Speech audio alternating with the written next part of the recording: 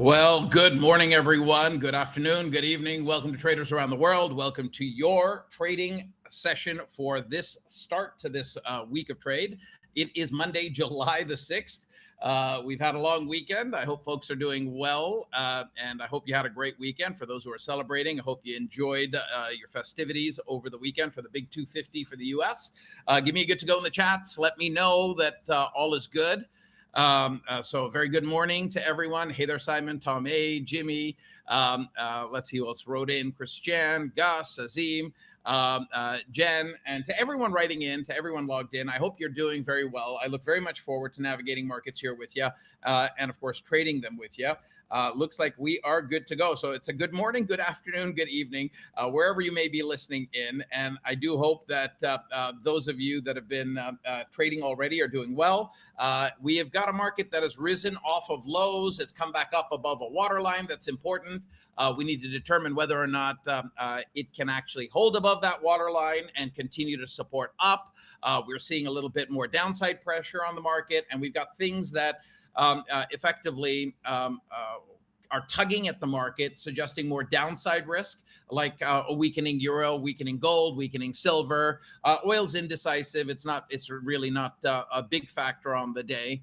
But the currency side, crypto side, precious metal side gives us some clues that the market is under a bit of pressure. So without further ado, let's get right into how this market day is likely to play out. Everything that I do and say here is for education and insight purposes only. It's not meant as advice. I'm not a registered financial advisor or representative. You must consult yours before making any trading decisions.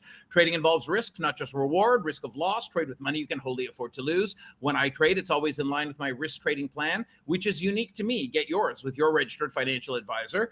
And of course, trade with money you can wholly afford to lose. When I discuss past trades taken, do live trades in front of you, come up with plans and projections for future potential trades, whether I'm doing so with respect to a live cash account, a demo account, or a prop trading account, it's all done for education and insight purposes only. It's not meant as advice. Finally, if I poll you in the chat and I give you an average response back from that poll, the sentiment there is not necessarily indicative of the sentiment of the entire group, just those responding. I don't audit the chat, so do take that stuff as anecdotal. All right, let's get right into it, folks. So I think the best way to get right into it is to get right down into the market that tends to be the lead, the NASDAQ.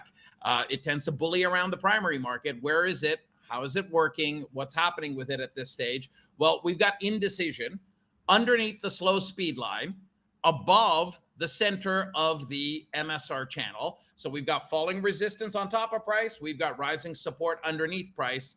We're in a kill zone. Now, the S&P is not necessarily in the same spot. The S&P E-minis are not in that same kill zone, but they're in a very tepid pattern. Let me just take you to that chart. I'm going to pull that across and bring it on your screen. So this is what the S&P E-minis look like. You can see that there's some compression in the speed lines. Fast speed line is coming down to the slow, but price action is above the speed lines and well above the MSR channel. So the ES is not in a kill zone. It can be dragged down into a kill zone by the NASDAQ, and coming down below 75.45, a key number, 75.45, below there, you then have much more downside risk. And if anyone's having some problems seeing the screen, let me know. I see a couple of folks, mentioning that. Is AV all good? You should be seeing a chart of the ES on screen right now. Of course, me. And looks like it's good to go. So anyone that might be having issues, it's probably on your side. Do a little refresh and it should be okay. Gus, good. All right. So here we go. You're not in a kill zone on the ES, but it can be dragged down into it. Below 75.45, we've probably got some issues that can take the market down into the 7,500 area. Okay, so that becomes the risk on the ES. That risk grows if the NASDAQ continues to pressure the ES lower at this stage. And, well, it's been dragging it down. So let's go down to the hard right edge now, not only of the daily chart, but let's go and look at the other time frames here. The couple of insights that I want to just bring out and put on the table right now, very, very simple and clear. The big number for the NQ is above 30,000. you open the door for upside above 30,000. That's where the slow speed line is. There's some structures that you'll see on a chart in just a moment that exist in that area. Above that 30,000 handle, there is more upside potential for the NASDAQ E-minis. While it remains below there, we don't want to see it really come down below 29,820. Which is a key waterline. Below that waterline, there's likely going to be some problems for the NASDAQ to sustain and hold on. I've been talking a lot already this morning, so you'll see me reaching for that water every so often. Now, as we move from the daily chart down to the 4-hour chart, we're in a sell signal state on a 4-hour chart for the NASDAQ E-minis. And we're in the lower half of the channel, and the very bottom of the channel. If you look at the value of the bottom of the channel, it's around that 29,820 area. Why is that so important? Well, you may remember from days gone by that I keep bringing up the plain clothes chart of the S&P E-minis and the NASDAQ E-minis, and I continue to share with you, where the pivot levels are and where, of course, the volume profile lines are. So I'll call it a water line. Below that water line, which is right there at 29,820, below that water line, we're underwater. And the price action can't breathe as well. So coming down below 29,820 opens the door for a lot more downside risk. We've been there already. We were there on Thursday. We were there on Friday. But on Friday, we, in light futures trade, actually moved up above that line and got above that 29,820 area and held. Now, if you look at the pattern of price, as we move from May onwards, really from the highs back here at the beginning of June, we've got falling highs, we've got rising lows. So what is this? This is a coil. The market's getting coiled and coiled and coiled up, and it's building up all of that energy to break out or break down. The breakout obviously would require a price action to get through a few structures of resistance. The most important one that I can just kind of note down and say, hey, if the NQ starts to go haywire to the upside, amazing. Let's get above 30,130, 140 in this area right around here. That would open the door for upside into this bulkhead of resistance. However, if we come down below that waterline, the gloves are off. You can see selling begets selling, and it can get nasty fairly quickly. Now, there are support structures, obviously, below price, kind of like where the lows are. There's a little volume profile node sticking out over here at around 29,665. But that's let's just call it a more flimsy support structure. There's another one that's a little bit more important, sitting down at around 29,550, but still not even close to the size of 29,820. That is a critical area. Below that area, we've got some downside risk. What about for the S&P E-minis? Well, the most important line to stay above is 75.55, which is similar to the 29.820 water line for the NQ. Above 75.55, the long side trade is alive. Below 75.55, this market will probably take a dive. Yes, and yes, I did come up with that rhyme for just for you for this Monday morning. All right. So now, if we come down below the 75.55 line, there is a minor support sitting around 75.40, 75.45, which is our line in the sand for the week. Below there, it's a pocket of air all the way down into the lower 7500s, upper 7400s. So downside risk can grow quite quickly. And if you look at the things that the market's kind of tethered to or tugs the market around, there are more things that are saying, hey, this market is likely going to have downside risk. That doesn't mean it will. And we have data at 10 a.m. as well. All right. Thank you, Arnaud. And I appreciate that. We have data as well at 10 a.m. It's the ISM services data. So it's going to be growth-based data, and it's going to be price-related or inflation-related data as well. And it's an event risk. it can immediately make the market enhanced in its existing direction, or it could actually create a negative pivot or a positive pivot if we're moving down into that moment. And George, no, I won't quit the day job. I agree. Poetry doesn't pay. I think you have to be a little younger than me and have a different genre of music in order to make that pay. All right, so let's go. We're at 75.58 on the ES right now. What I want to do is I want to take you and now into a technical journey on both of the major indices. You've got an idea of where the key water lines are. And if I didn't really mention it, if you look at the, I didn't bring it up. I should have brought it up. If you look at the charts in under a daily bar type time frame, we're just going sideways, right? We had a dip and then we bounced back up off that dip and we've pushed up. And we're oscillating around the waterline for the S&P E-minis. It looks very similar for the NASDAQ. Here's the NASDAQ. I'll pull that up on the screen. It looks very similar for the NASDAQ. We're oscillating around the key waterline, 29,820. So it's an interesting start to the week in terms of the location. We're located at a very critical area. And so far, the market has not elected to say, yes, it's a floor and I can jump up and up off of it or not. And Liz, thank you for that. I appreciate that. I think that the POTUS is speaking from the Oval Office right now, based on what Beth just put in the chat. So let's see if that causes anything. But we're now going to be moving into live cash hours. Let's see how the market opens up over here. I'll take you down to the 1 hour time frame, which we've moved into a bit of a sell signal state. We're below 29,820. The 5-minute chart's in a sell signal state. It's below 29,820, and we're below the speed lines. It's a risk off, a bit of a start to the day.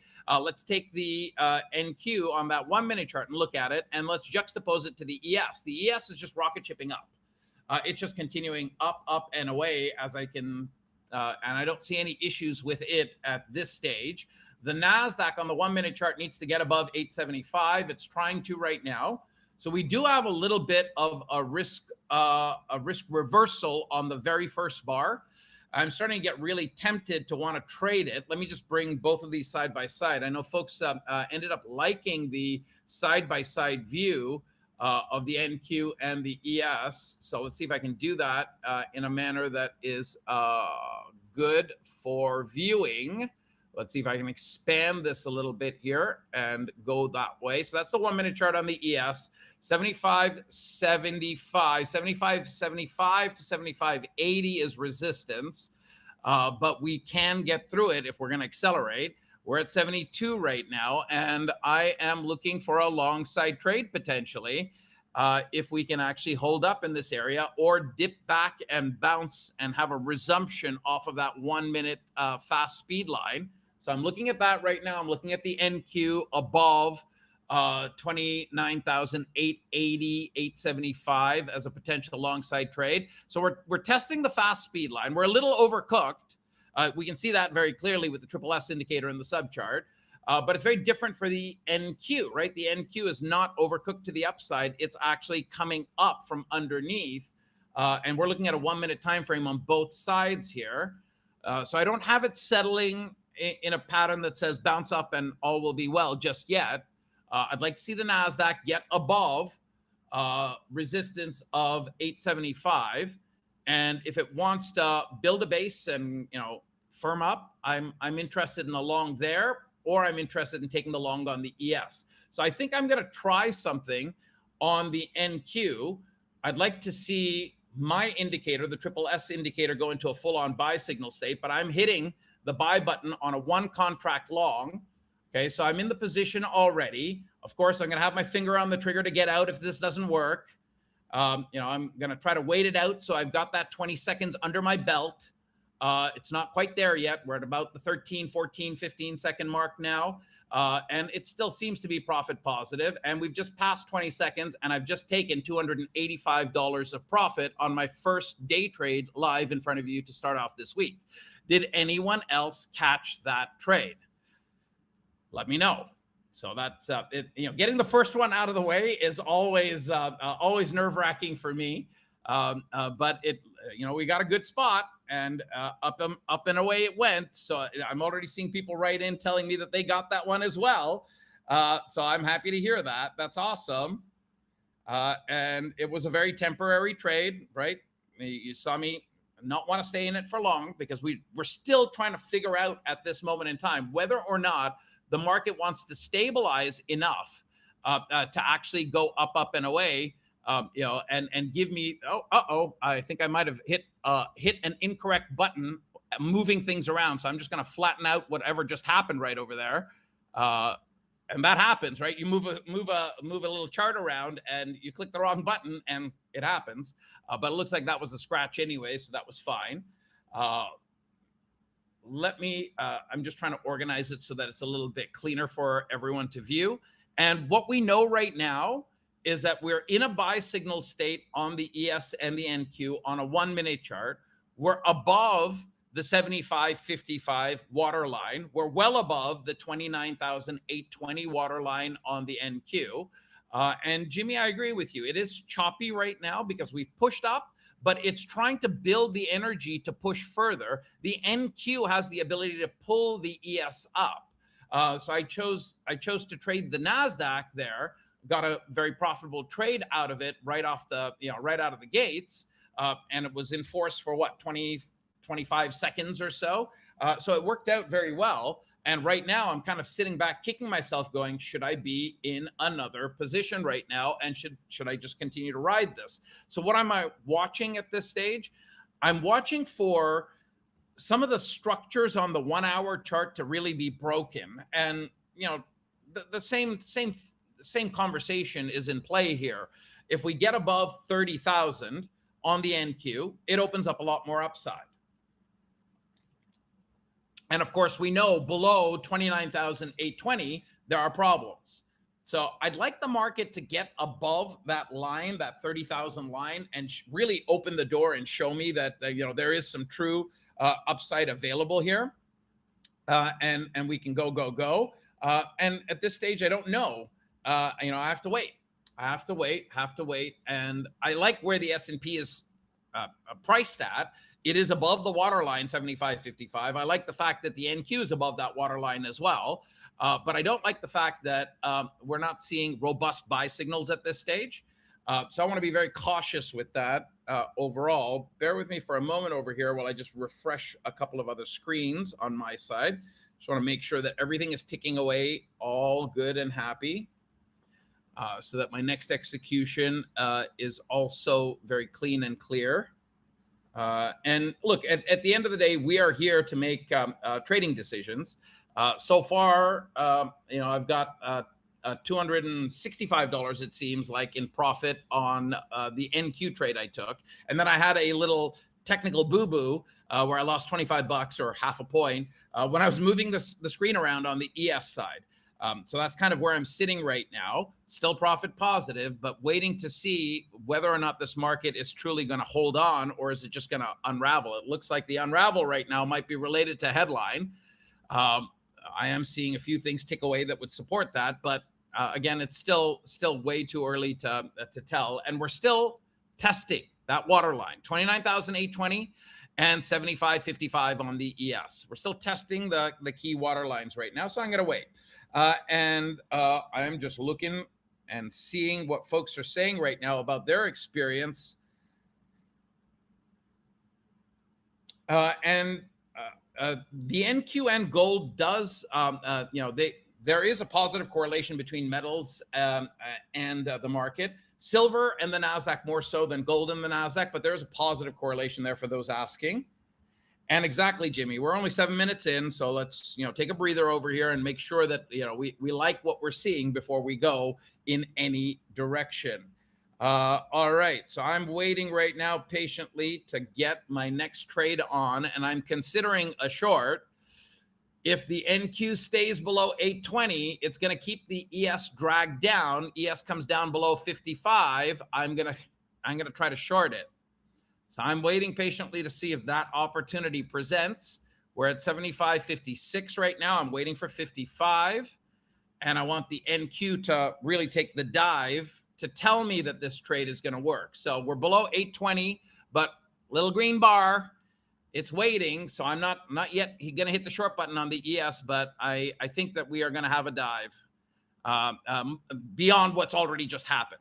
So we're coming into support. So I know that, right? So I know that we're coming into support, but I also know that the NASDAQ has gotten really ugly. So I'm in the trade. It's not in the money right now. It's off a little bit. I'm not going to let it go for very long over here. If it does not want to cooperate, I'm going to have to get the heck out of the way. And if it grows a green body on it, I'm going to get out of the way. At this stage, we're at 75.56. We're above that water line. I want to see the NASDAQ give in at this stage. If it gives in, it's going to drag the ES lower. So I don't know that that's happening right now. My trade's out of the money about 175, 110, 112, sorry. So I'm going to wait patiently and see if I can get it figured out to the right or side, but I'm not getting any good traction to the downside. I have to get out of this position. So I'm out of the position. It's not going to work. Okay, there's no point in sustaining the position if it is not going to cooperate. Now, I think the short can become material again if the NQ rolls over. But remember, what we are doing here is effectively navigating. Well, let's see if I can get this on chart for you. You can see it on the 5-minute charts very clearly. We're just oscillating around that key water line, 75.55. So it's a little dangerous at this stage to just presume one direction or the other, right? We've got things that are tugging at the market saying more risk off, and we've got the NASDAQ more oversold trying to come back up off of its current location above the 820 marker, and it's staving off that further decline on the ES. Is the market going to actually coil up and break to the upside over the course of days? It does have a fair chance to do so.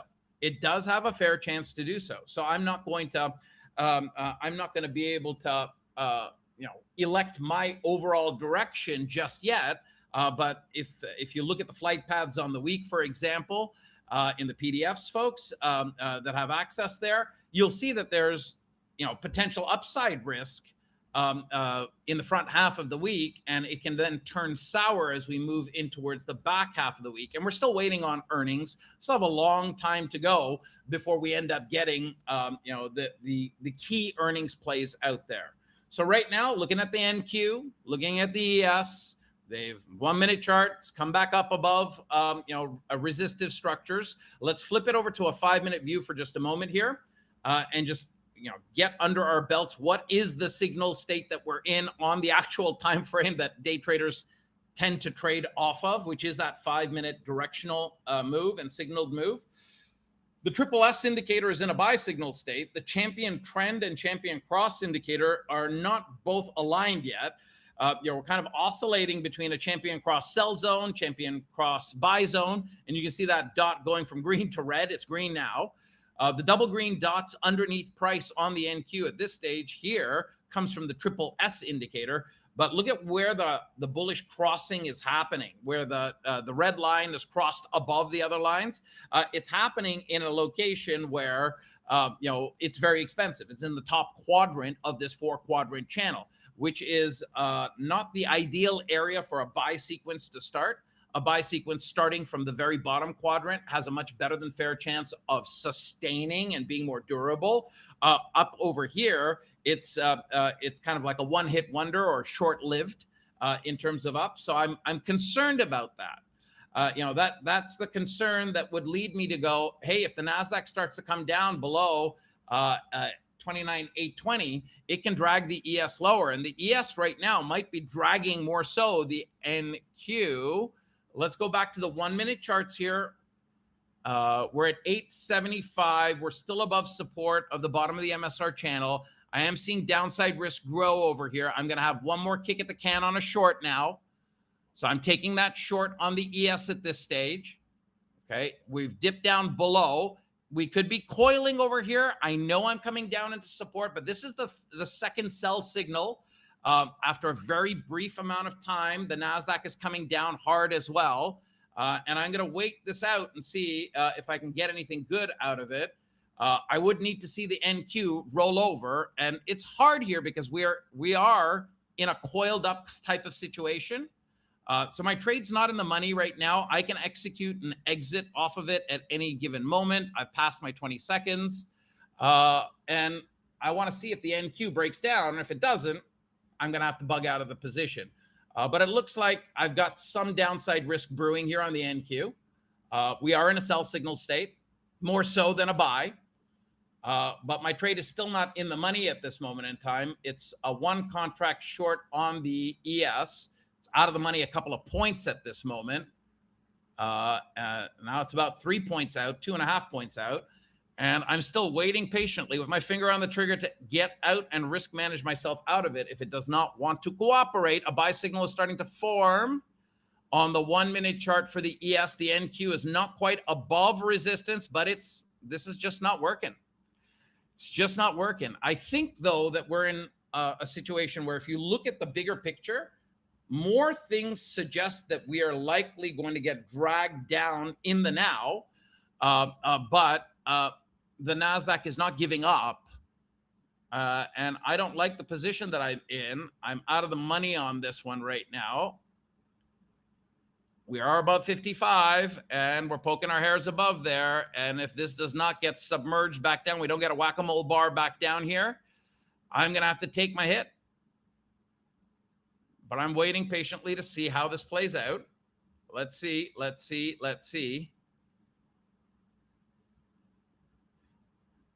Yeah, it's very stressed. This position is very stressed at this moment in time, right? And this is just not working the way that I would have wanted it to.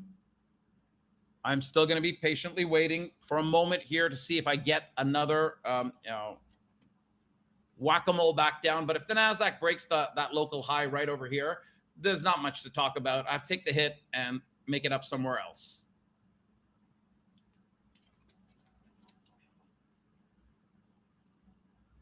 So I want to see if we get a turning bar down. If we don't, I'm going to have to exit, and I'm waiting very patiently, too patiently. I'm out. There's no point. I'm seeing a continuation bar start to form. If it comes back down below the 61-ish area, that's fine. But if it comes down below 55, that's where the shorts can work, considerably better. And that's what I was looking to take on, a breach of 55. And I let that one go too long. I dug my heels in, which, again, can happen. Let's see if the NQ breaks us out above resistance of, really, we need to be above 30,000, but 29,000 and about 50, 60 points. You've got a 1 minute chart resistance. What about the 5? We're above resistance there. What about the 1 hour? We're coming into resistance of 990 effectively. On the 4 hour chart, it's been in a sell signal state for a while. Still have to get above. It needs to be above 30,000, about 60 points, but getting above 990, getting above 30,000 flat, I think is going to be a big boon for long side trades if it so should happen.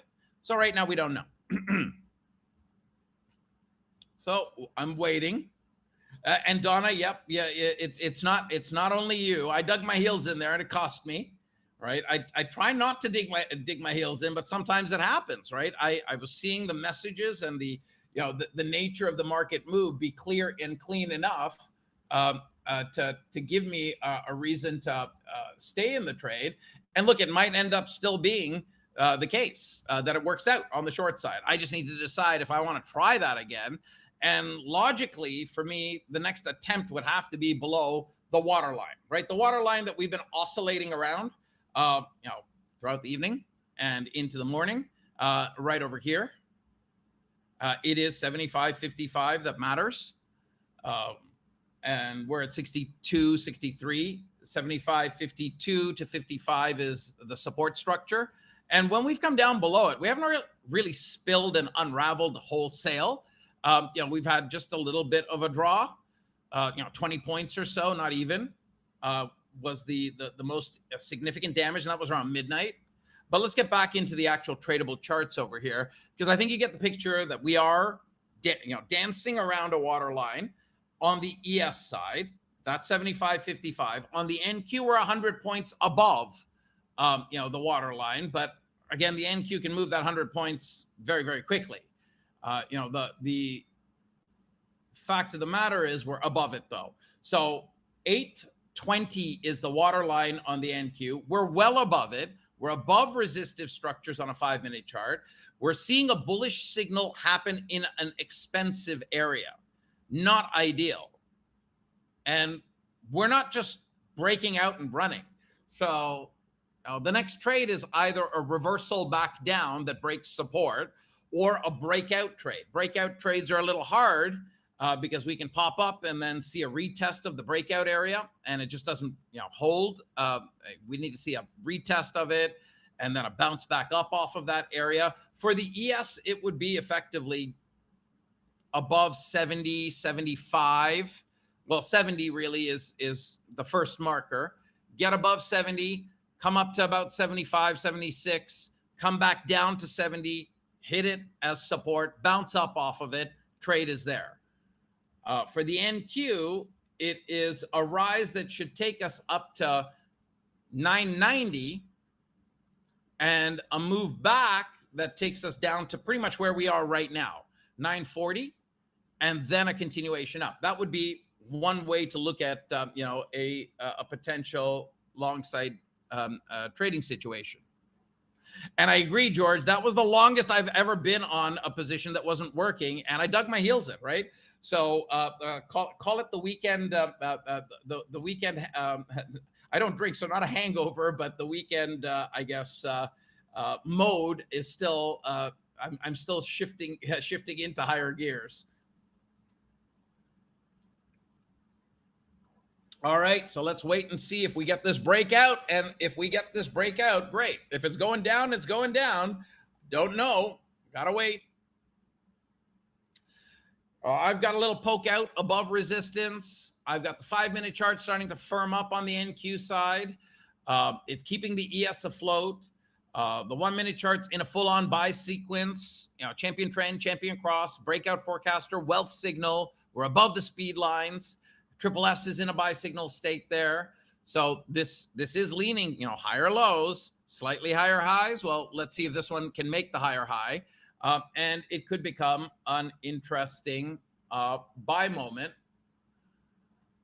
I'm wondering whether or not I should try it on the ES using the NASDAQ as the guide or just take the trade on the NQ. I'm seeing the breakout potential towards 990. Let's go and see.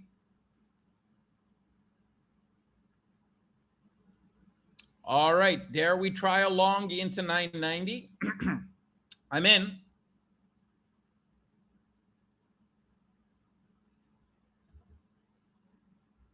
Monitoring, patiently waiting. Don't like the red bar, but it is what it is. Looking for the NQ to continue graduating higher. Want to see if I can get out of this with some profit. And I'm taking $90 of profit on the trade. All right. Well, there we go. So now what I need now is the continuation potential on the ES. Do I want to take the breakout trade over here? Or do I want to take the back test, right? We're just nudging up towards the highs. So I think it would be responsible to just wait for 73 to be breached. And once it's above, so we breached it, right? Look at that crazy number of oscillating signals there on the 1-minute chart from the overnight session. Because that's effectively what the market was in. It was in chop, chop, chop city. And so far, I'd have to say it's still choppy, but it's in a wider range. And we are holding above. Did anyone get that last trade? Let me know. I hope that worked. That's starting to make up for the prior one.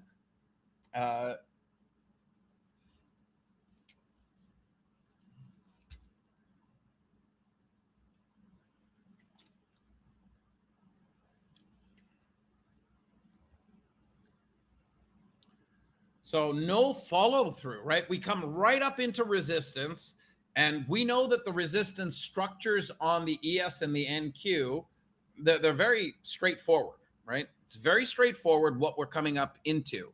We're coming up into resistance of a volume profile bulkhead. It sits right there at 30,000 on the NQ. That's the daily chart that you're looking at. I'll make it full screen here so you get a little more real estate. And I've just stretched it out so you can see the histogram here. We've come right into that resistive structure, and we backed off. Okay, that's for the NQ. So we already know 30,000 is an important number. And for the ES, it was 75 to 80, but let's just go be very precise with it. So 75 is the center of an inflection zone.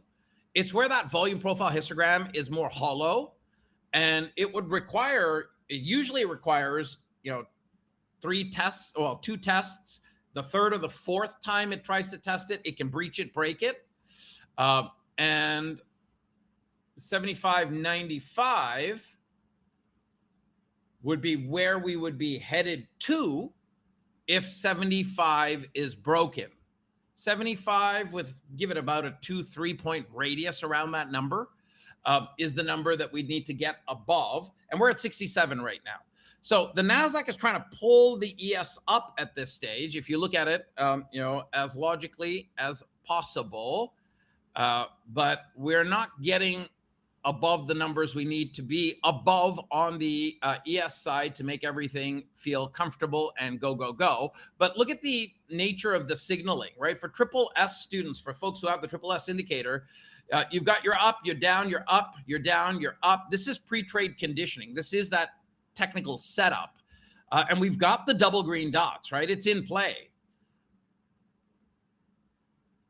The question mark is one better off trying the trade as it's trying to break through that inflection zone, and suffer the chop along the ride, or do we just pause and wait for the market to get us above there, and see if we can get through it? Well, the clue that would help and would give me a higher confidence interval for taking the trade right now is if one market is a clear lead and it's breaking through resistive structures. It would be helpful if the NASDAQ was doing that and was breaking through 30,000. The fact that it's come up and tested it, amazing. The fact that it's bouncing off of rising support, great.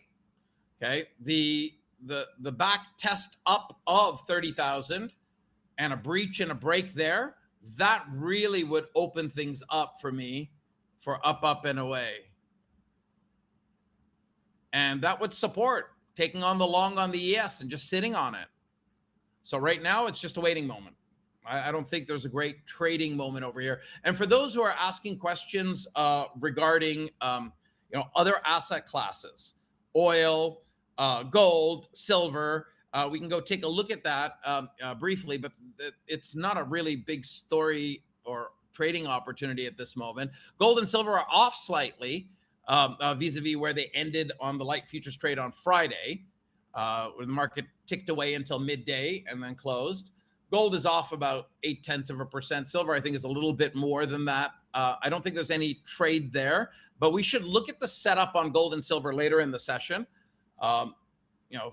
For those who it's important to, bring the question back up later in the session, because if this market does what I think it's going to do over the course of the next few days, there is probably going to be a pop up on gold and silver into the midpoint of the week.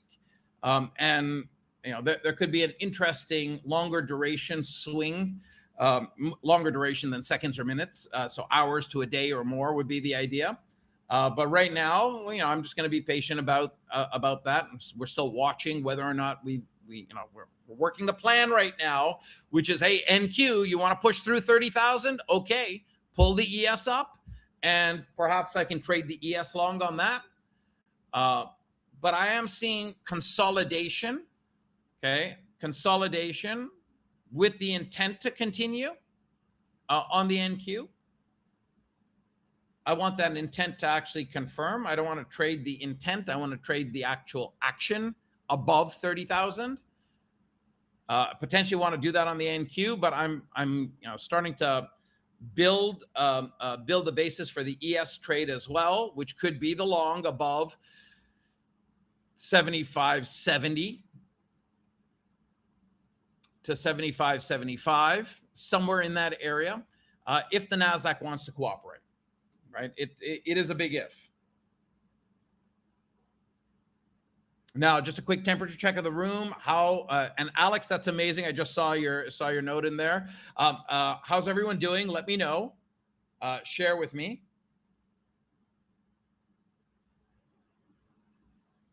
You can give me a lucky number 7 in the chat if all is good on your side, or just a letter Y. All is well. And I'm hopeful that the way that the insights are coming at you and what you're seeing in the live trade has been helpful so far. We're in a bit of a stagnant area where price is stuck under resistance. There's support underneath it, and there's resistance right above it. And if it does not turn into a breakout, does Humpty Dumpty fall down? I don't know. At this moment in time, I would have to keep my mind open to that, because you've heard me say things that tug at the market, like the euro, metals, certain sectors, they are actually acting more as a drag, or an anchor, if you will, holding the market down or holding it back. The NASDAQ is seeing some signs of life to, overturn that, break out, and continue higher. But so far, we've just come up and tagged the area that's important. We have not actually broken above it, and that's 30,000. And that's a great point, Gus. We've got the ISM data, which is probably why the market is pausing right now, because that's the next event. It's tradable, right? If we end up seeing the ISM data come in with lower prices and higher top line number, it's the services side. That means inflation risk goes down and growth risks are lessened. The risk is to the upside for growth, and that could take the market up. But we're not going to guess at it. Let the data break, and let's see how the market responds to that.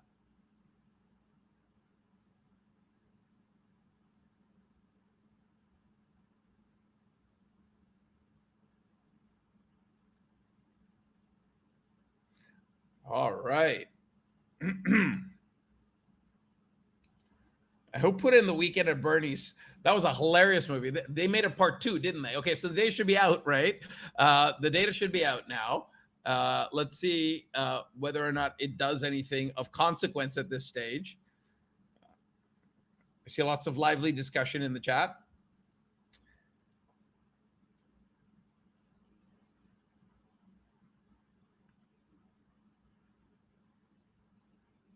Arnaud, I do have it up on my Day Trade 2 template, right? And Donna, that was a funny movie, I know. Classic 80s stuff, right? Was it actually 80s, or was it I think it was in the 90s, but anyways, it was a while ago. Okay, so I'm not seeing anything yet that shows me more than deer in headlights, right? So I actually want to go and take a look at the data now for myself and see what it actually broke out, what gave us. So it looks like it was probably very indecisive, because that's what I'm seeing from price. Bear with me for a moment as I move things across multiple screens, trying to figure out what the data says. It's not that significant or important overall for me. So I'm not sitting there with a news ticker or anything like that. Those were different days. All right. So right now, I can say ISM Services PMI printed at 54 versus 54.2. In line. Nothing of consequence. We've got a Fed head speaking, Waller, at 11 a.m. That might add a little trading fodder, but so far, the election to stay away at this moment in time, I think, is correct. Now the data's in the rearview mirror, and we don't really have anything until 11, unless obviously there is something that comes out of the woodwork, which is par for the course. That happens. That's regular business for the market. I'm still looking at the same setup here, right? Get above 30,000, sure. I've then got the opportunity for continuation higher. If not, no thank you. I don't want to be in the trade.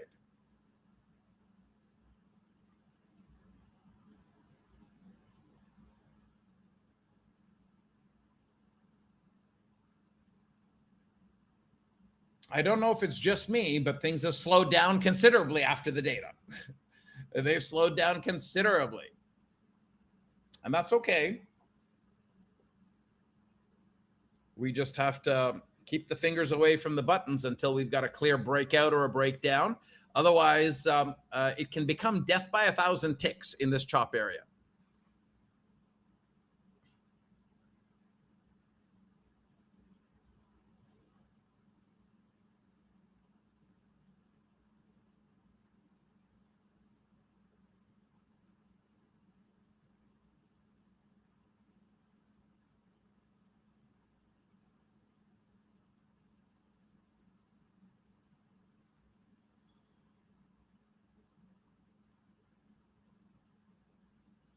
Hey, Scott, I see your message there. I think it's better if you just write into support@wealthcharts.com to get a response to that. Okay.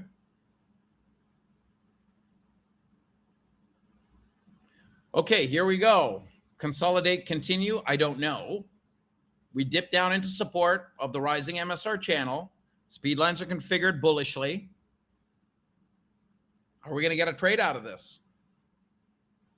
This is way too much congestion for me to want to sit with a live trade in.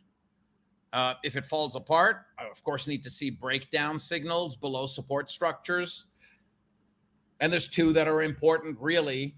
It is effectively around 900, and then the bigger one is at 820. But there is some support at 850, 860, champion trend buy zone, as we can see it there. For the ES, we have support at 75.55, and we have support at 61. We're testing 61 right now. Dare I try the short again? The adage is, never short a dull market, right? So right now it's dull in terms of its action. It's not giving us, clean trending action. That adage runs through my head, and I go, I'm tempted to hit the short button. I've got plenty of things that are kind of tugging at the market that can say, we'll have a little dipski, but it's just not clean enough here. Excuse me.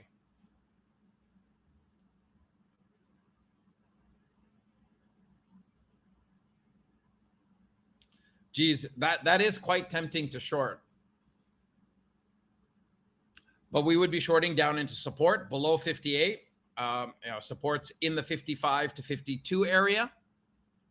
And the interplay between both indices is obviously going to be important. If I want to short the ES, I should really also want to short the NQ, and I don't. So I'm staying away from the position.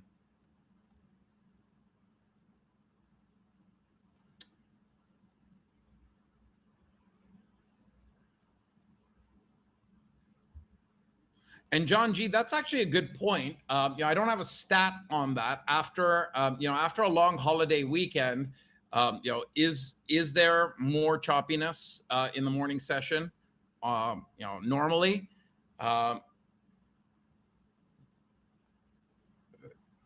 there's no stat that I can pull out of my head right now that says it happens this amount of time.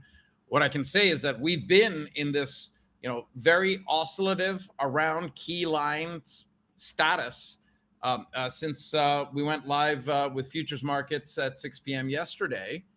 And, that's easier to see on the plain close chart around that 55 line, right? The range narrowed sideways. The question is it consolidating to continue higher, which I think is the case. I don't think we're going to stay higher for the week. But I think that we could see the ES go from the 75-55-ish area to potentially the 76, low 7600s, 76.15. There's a decent chance for that to happen. We're above the waterline. We've been oscillating around it for a while. We've come back up to it. It is the primary market. Now, we'd have to say the same sort of thing for the NQ. The NQ is also oscillating around its waterline, but it's spending more of its time above it, and the number there is 820, right? And we're holding above the 820, so 29,820, and we're trying to get above, the structure of resistance at the 30,000 marker, which is right there. It's a little above 30,000. Call it 30,010 points to 20 points. That little gray thing sticking out is a volume profile node of resistance. The area that we're in on price is an area where it can act like an inflection zone, where typically it takes the third or the fourth test of the area to break out above it. So let's actually go and look at that together right now. How many times have we tested this inflection area? And are we trying to get above that? So I'd have to say that the inflection area was tested once, twice. This is the third time. And the law of three, rule of three, however you want to think about it, markets like the number three. They like the number 3 quite a bit. And this is the third time we're coming up through this inflection area. Now, that doesn't give me permission to trade it long until I'm above the 30,000 marker. And I know the breakout trade is risky. The resumption long is better. But when you're in consolidation and you're coming up to the breakout area, is that a resumption long? This is consolidation. Resumption would be breakout above the 30,000. Do your business, come back to a support structure, and then bounce again. That's a resumption. This could be the potential breakout, but it can also be rejection. I don't know yet. I think we're more likely going to break out. And one of the ways that I can, execute on it is use the breakout on the NASDAQ, which should be more expansive above 30,000, to keep along alive on the ES. That's one thought. We're at 30,000, right? We just tagged it again.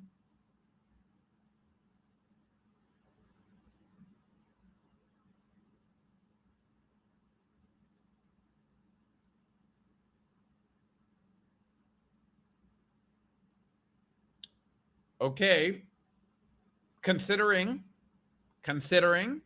right at the line. And it still would be a trade into the highs. It's just low quality. I don't like that as a trade. So if we're stuck with a sleepier market that, as John G was saying, hey, could we end up just being less noisy in the market and consolidating after a long holiday weekend?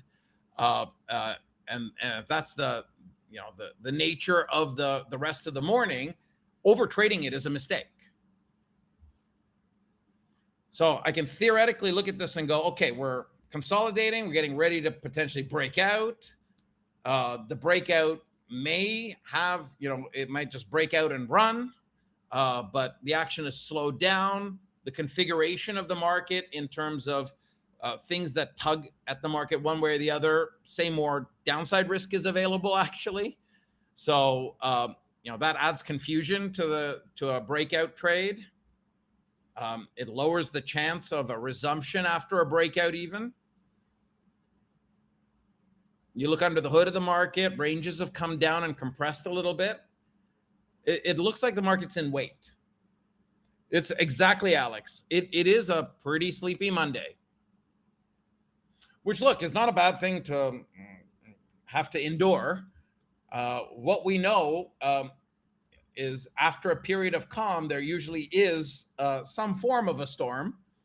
Okay, so we're getting a little bit more excitable over here, but do I want to risk it? No.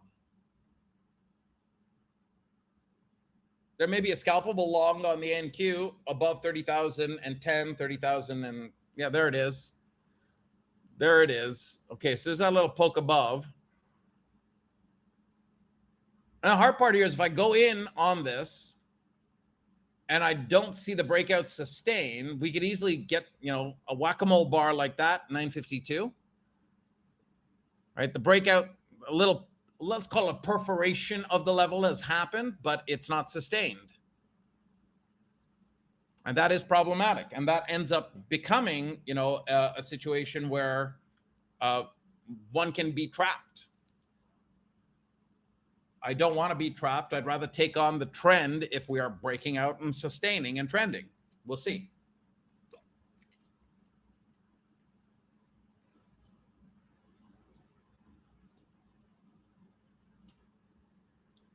Is everyone keeping their fingers under control on their side right now? Let me know.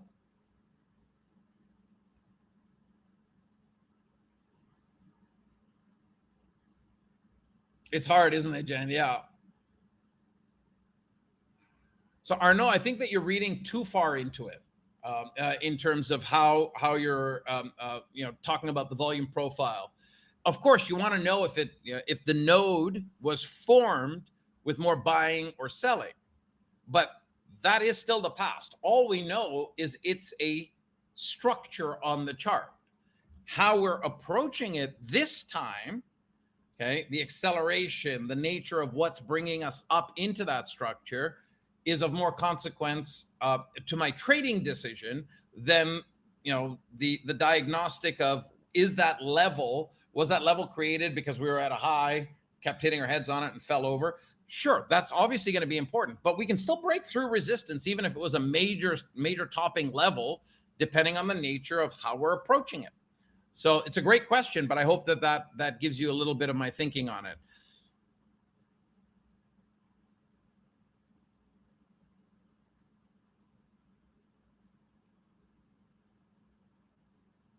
Well, so the volume profile fills in the present, but it's obviously coming from the past as well, right? So the way that we know there's a node there is there's been action, right?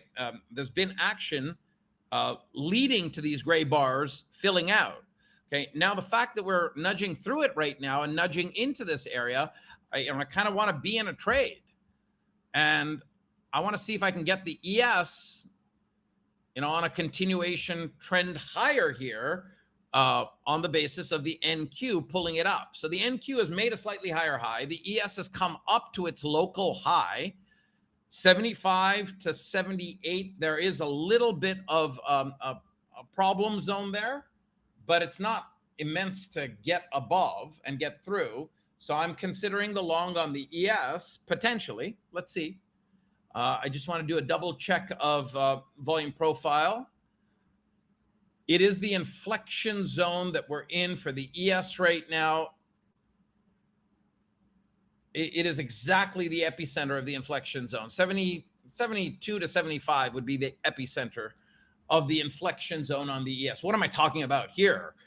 Take a look at the volume profile histogram. Let's see if I can spread this out a little bit more. There we go. Bring it. Okay, so you see how you've got a structure here and obviously a structure here, and then it gets hollow right here. So concave, convex, right? Convex, concave. So right in around here, right around this area, we can just label it 74, 75, is an area where if price is rising up to it, 2 times to that line, we're very likely going to back off. The third or the fourth time up to that line has a better than fair chance to break through.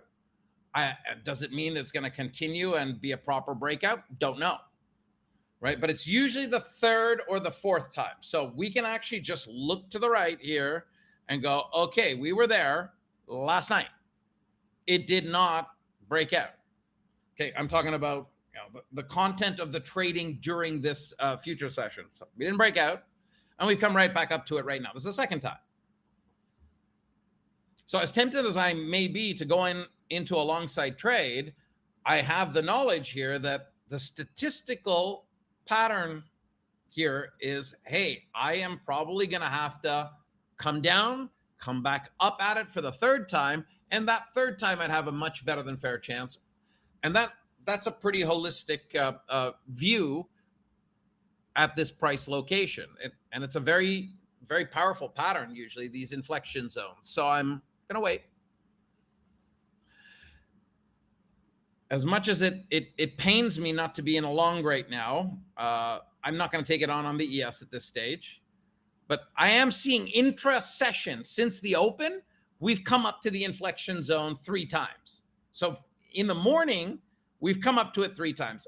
In the overall future session, because this is a 1 minute chart, it's very compressed, right? In the overall future session, this would be considered one big attempt.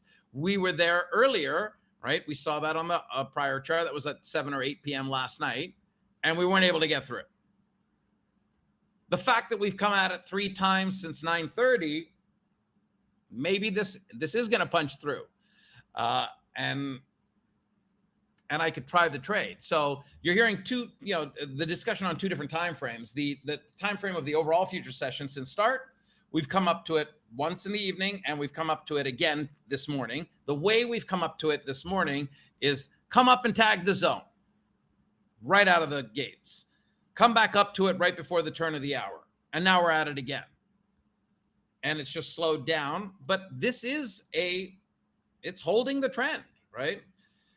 The worry over here is that it ends up, having a big red bar. Law of averages say we've had a little too much green, and we're going to have a red bar. So I saw a little red forming there, And it's just not a market that I'm interested in jumping in on a trade, on a alongside trade, as tempted as I might be.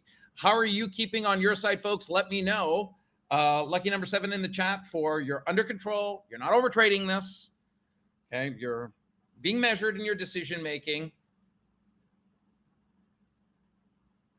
All right. I'm seeing those 7s. That's amazing.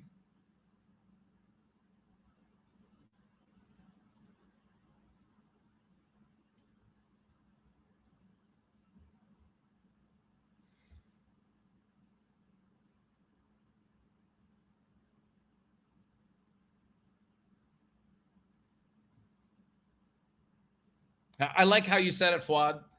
No setup, no trade, right? We're just going to keep pushing the envelope on, hey, there is an inflection zone. We are trying to get above it. There could be a breakout and a continuation. The setup right now logically would be, hey, we've come up to this inflection zone, and if we cannot break through 75 on the ES, we'll take a dive back down to 55. That could be a short range trade, right? That could be a setup. Or Alex, your point there is really well made.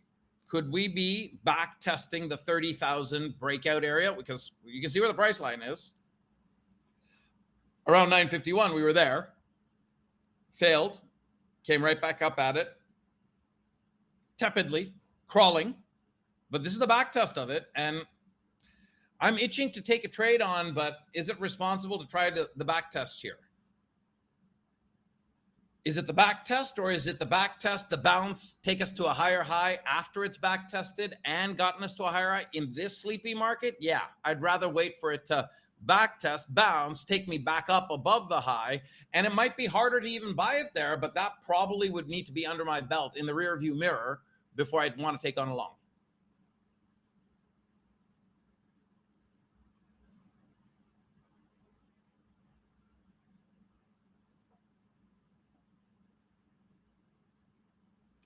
Exactly, Ray. No, I agree with that sentiment. Exactly. So I'm not seeing, a great grand reason to, and Doomer, back test or retest, it broke a level. Can it hold it? How it holds it, it's up to the market. We're just going to observe and see if it wants to hold it by breaching down a little bit, consolidating, and then launching back up. The signals can make a difference over here across multiple time frames. So I'm going to go to a 5-minute chart. We're simply coming down to test the slow speed line on the 5-minute chart. We are in a buy signal state. We are in a buy sequence on the NQ on that 5-minute chart.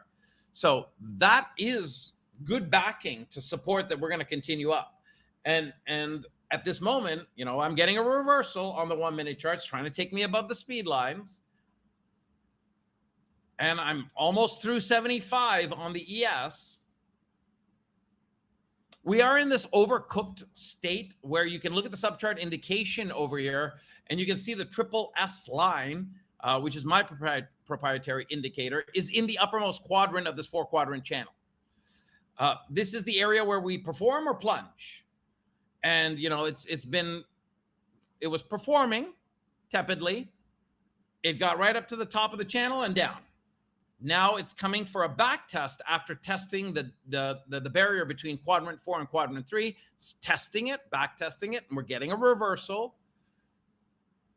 And what I just said was I'd like to see that back test, bounce, retest, bounce, however you want to think about it. It's really a back test because you're coming back down to it, but whatever the language is, it doesn't matter. We're testing it. If we can bounce back up through 30,000 and 40 to 50 points, it may draw more folks in to want to play long, and we could see some actual acceleration.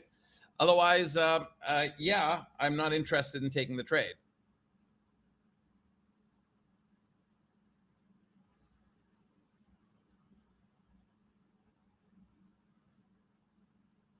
So, Alex, that should answer your question fairly robustly.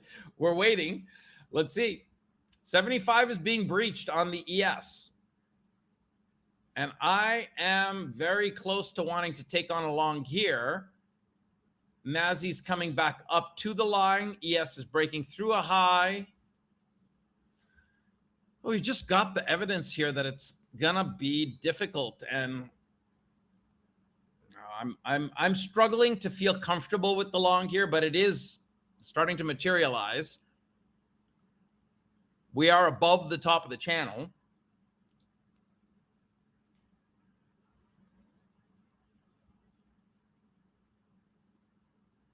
On a 1 minute chart, that's a,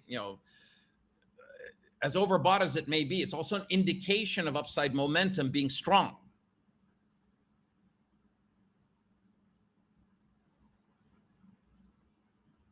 So we've come right up to the line. Now, is this a resumption buy on a 1 minute chart? It's a continuation long on the 5 minute chart, but one has to understand that there's risk down to 990. That's a lot of risk to carry. Now we'll know that it's gone wrong below that 990 marker. And I'm just sitting back going, of all trading days, trading setups that we've seen, is this really worthwhile? You can challenge yourself to want to trade it to make something out of it, but is this a skip the morning and wait for something better? And I think you might be right on that, right? North America is trying to morph into balance with the global markets as well. Okay. But look, I was right at the verge of wanting to take that long, and I was probably going to do it on the ES, right? Using the Nasdaq's ability to break out above that high to really give me the probabilities for continuation on the ES. And we know where we're going on the ES, right? We're going up towards 95, 91, 90 to 95 on the ES. So there are some points on the table here, right? Next destination, on the road north, journey north, is there'll be a pause at 81. There'll be a pause at 88. And then it's a target zone. And it really is 75.90 all the way to 76.05 overall.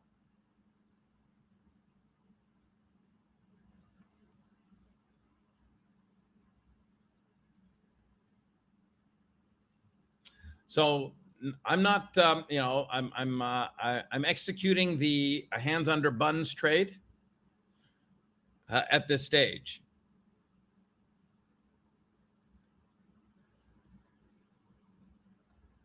Yeah, exactly. Right. So, and Simon, I agree. Right. This might be just a pass on the morning because of lackadaisical action, and there's a lot of hesitation, as you're saying, Jimmy.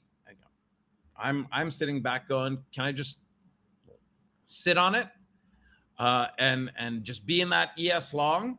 Well, if the Nasdaq wants to not be in a double top and wants to break out above 30,000, about 40 handles, I might force myself into that trade, even though I'm not sitting back going, this is a great moment, great setup. It is a continuation. We are holding the speed lines. We are in a buy signal state on the 5 minute and 1 minute charts. How's the 1 hour doing on the NQ? It's starting to come to life with buy signals from the Champion Trend Pack Toolkit. It's not confirmed yet, right? The buy zone plaque has come into play on the current 1 hour bar. We still have a little more than half of its life is still yet to go. So we have to work with that. The triple S is in a buy signal state. That happened a couple of hourly bars ago. And on the hourly chart, we're not as overcooked. We're trying to turn the direction of that blue line, the slow momentum line. And one of the things I tell students of mine is, first thing I want to do when I come into the online market, online rooms and the market and trading for myself, is I want to know what the direction of the 1 hour chart slow momentum line is on the triple S indicator. When it's flat, we're going to see chop. When we have a slope, we've got a trend. And, coming into the market over there, we knew that there was a little bit of a trend. Over here, it's trying to turn back up. And it's, the corner is turning. It's just not sloping and not been in place for long enough to make me comfortable and go, okay, we're in a trending day. I don't know that.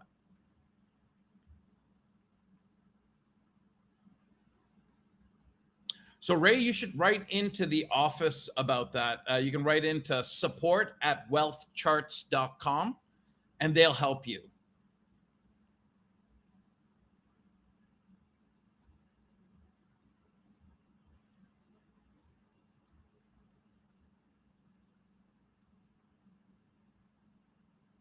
I agree, Simon. It's totally chop fest. Totally. If it's choppy and sloppy and we still have this upward little bias, the nature of the trader, psychology at this stage is to get frustrated, right? You produce a lot of heat, spinning the wheel, but not going. It's like a hamster in a wheel, right? Just spinning, but not able to get anywhere further. And that's not a great situation to be in, put yourself in, that kind of thing at all.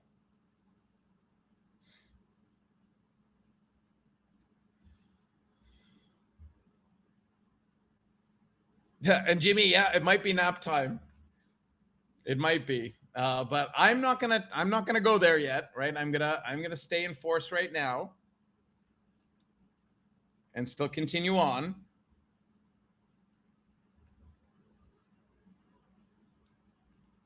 And the Dow is in a different world. I see Harsh Astor, you put in the Dow. You're in the Dow on the long. It has been operating differently. Yeah. Okay, here we go. Got some signs of life right now.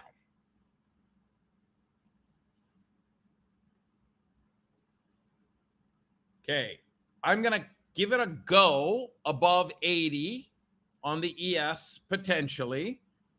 If the NASDAQ gets through 30,040, 30,040, 45, I'll give it a go on the ES side. And I was getting really excited a moment ago, going, hey, there might actually be signs of life. We might be able to do this, or this should just be the top out moment. And the whole thing comes right back down. We'll have to wait. And Ray, the Spike 2.0 it's a different tool. They complement each other very well. The Triple S and the Spike 2.0.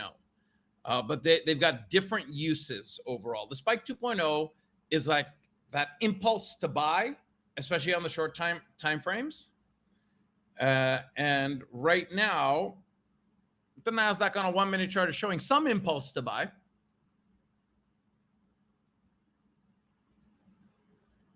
It's not solid enough though yet to make me comfortable to hit that long button and just ride, be in a trade.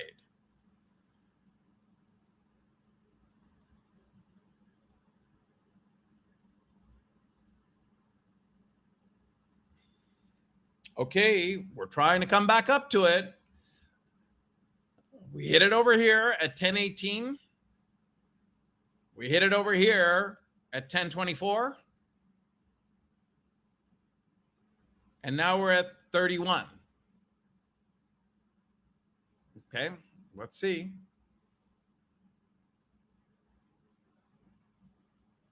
Fairly symmetric in terms of number of minutes in between each test. That adds some predictability. It's pulling the ES up to 80 again. Okay, here we go. And hurry up, and wait. Which is not a strange thing at the end of the day, right?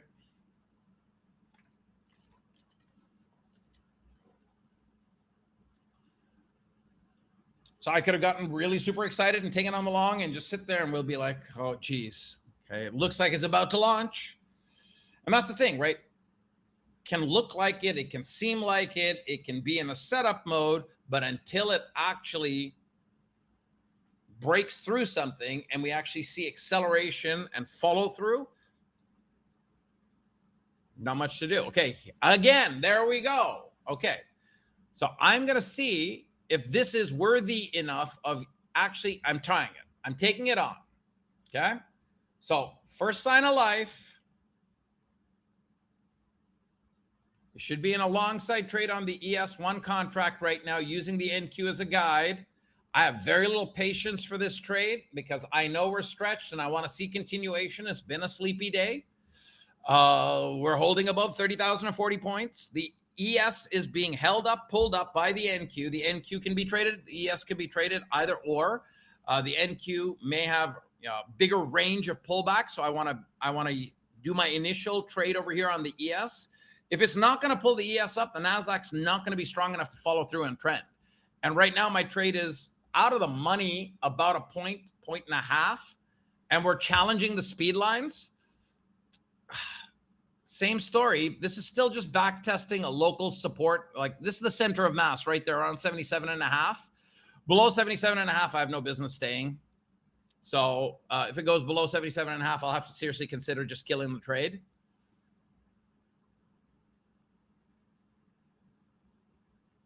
But this should be clear evidence I'm killing the trade, right? 77.5, risk management rule, not interested in staying. I'd rather take a $70, $80, $100 loss on the attempt over here. And what I hope I've demonstrated is as much as one would want that follow through to happen and buying to beget buying, even after coming up above a resistive structure, we didn't see the follow-up buying. They're not there. Still on holiday. So I took that hit and I took it in very, very short order, and I had very little patience to remain in the trade. Could this still end up being something that follows through? Of course it could. Could also end up being the unravel moment that takes us down to the range low. For the NQ, it would be 29,990. For the ES, it would be around the 75.70.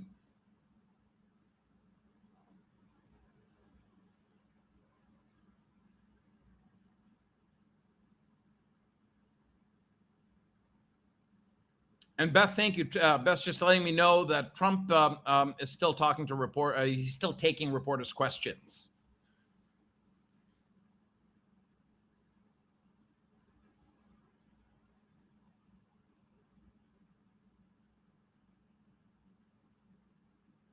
And you got it, Ray. That's exactly right.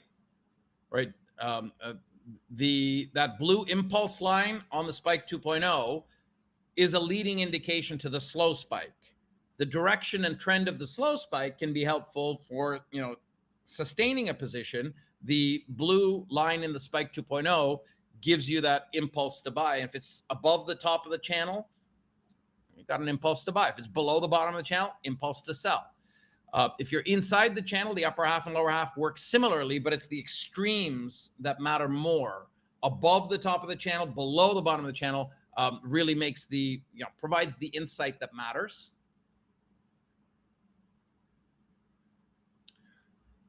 So we're still dancing around resistance. We back tested it, retested it, building consolidation here. Can we get continuation up? Should I just try the trade on the NQ and give it a go?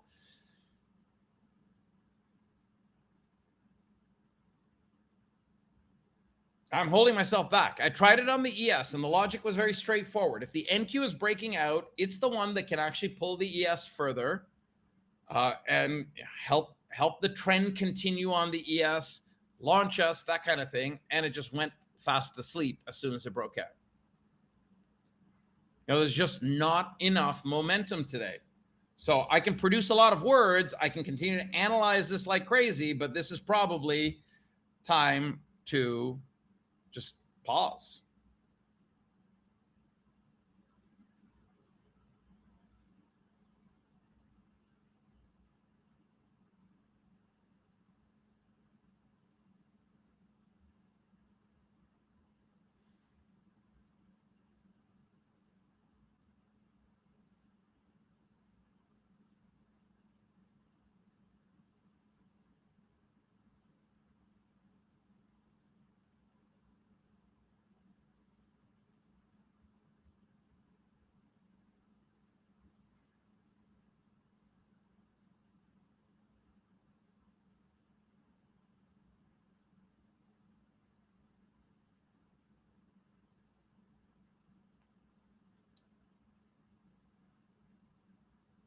When you're in a choppy market like this, picking your spots matter. Scalping is one way to do it, AJ, but we've got a 20-second rule on the FFF account, so I'm not going to scalp. And if I want to take a directional trade, we are trying to move higher, but we have not been able to see that momentum follow through each time we've had a little poke out. So right now, consider the thing as, okay, it's hit resistance, it's falling back potentially. If it starts to roll down, could there be a short side trade? Theoretically, I could consider that, but we're still holding on the 5-minute chart, very short term. The speed lines are being held. The channel is supportive. The math on the technical signals supports the long, but we're not going anywhere. So, I'm not a bull, I'm not a bear. I just want to see what's there. I have very little fear about executing. You saw me take the trade on the ES, manage it, execute the exit because I didn't see the follow through, right? And you saw the profitable trades in the beginning, and we're just waiting now. I'd rather wait it out and, get a spot that makes sense rather than just burning cash. So now what do we got? We've got the ES. Okay, this is a 1-minute chart of the ES. It's coming down to rising support. It's held a test of the upper half of the MSR channel, the moving support and resistance channel, which is the 3 lines here. It's trying to come back up above the speed line. This can become a better basis for resumption up. Again, the NQ has to carry the load. It is less likely that the ES is going to carry the load. It is more likely that I'm going to have I'm going to need the NQ to carry the load over here. Bear with me for a moment here, folks.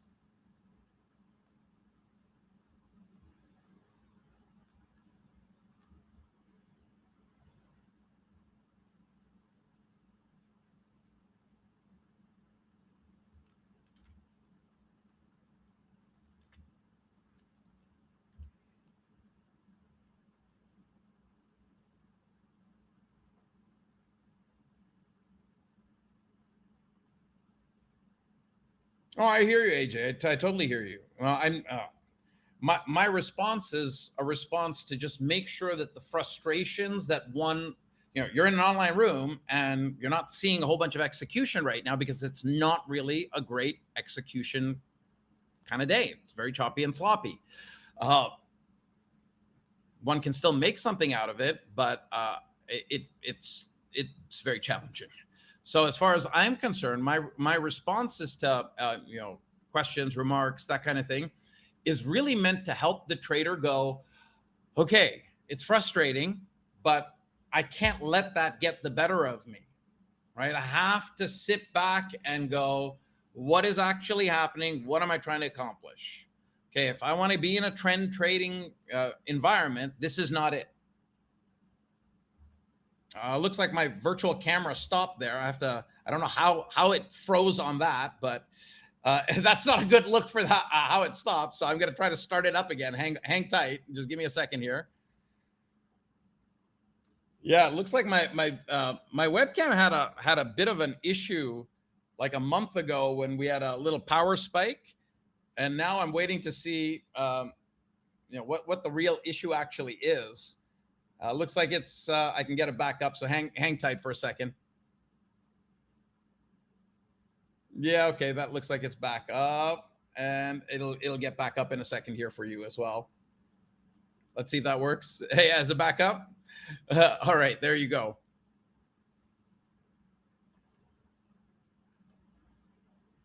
All right. So we're still in wait mode right now, folks. We're seeing some erosion. Could the shorts start to work at this stage? We're getting into a little bit of a area where it's either dip and bounce on the indicator or it's a short and one just holds it. We're coming down to the bottom of a sideways range. We're pressured down into it. We're getting closer and closer to the end of the Eurozone session. About 18 minutes to go, 17 minutes to go. Don't want to short right into support. Want to break, see it break if I want to short it, and we'll see.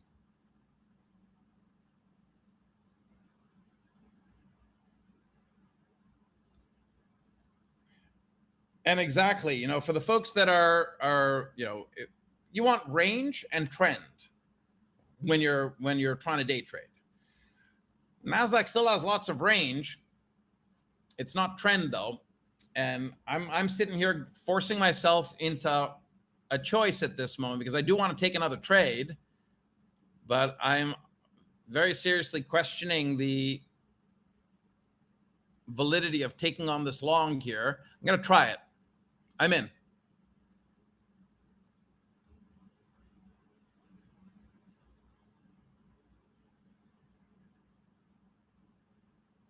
It's a sleepy trade, but if I get follow through off this dip and bounce, it could end up dropping some profit to the bottom line, and it has. There it is. And thank you very much. $170 on that trade. Now, is this the beginning of the bigger run? That's a separate trade. Yeah, it looks like the webcam is having some issues. My apologies, folks. The webcam is definitely having some issues. So, I'm just going to put that static picture up. My apologies. And Ray, what are you saying? And Ray, your comment on, lots of traders and the adages out there about, trading the first 30 minutes. Everyone has their own rules and their comfort zones, right? There's going to be a comfort zone. There's going to be a zone where it's not comfortable. And by the way, that trade that was taken, I'm pretty sure we got past the 20 seconds, right? So there you go. We picked a little spot, sniped it effectively, and it ended up working out fairly well, which is pretty good. Now, are we following through? It doesn't seem so. But back to that, back to your point, or your comment there, Ray. Sometimes the first few seconds out of the gates ends up being an amazing, opportunity for momentum, and trading works really well. It can end up being great scalping. It'd be the beginning of the trend. Sometimes it ends up being very, very volatile, and not. Volatility is one thing. It ends up being whipsaw-like action. You get in, but you don't have clarity that direction is going to hold, because there's lots of things that clear. There's a lot of armchair athlete orders that end up having to clear right at the open. So one wants to sometimes wait for that kind of stuff to be out of the way, but you get a good sense of it fairly quickly. Okay, so right now, I'm not seeing anything that is against a potential pull up into the Eurozone session and into our market morning trading. And I'm not seeing anything against that. That's screaming out, saying no. But again, I still think that we're in a market that struggles in an inflection zone. And that struggle has not yet ended up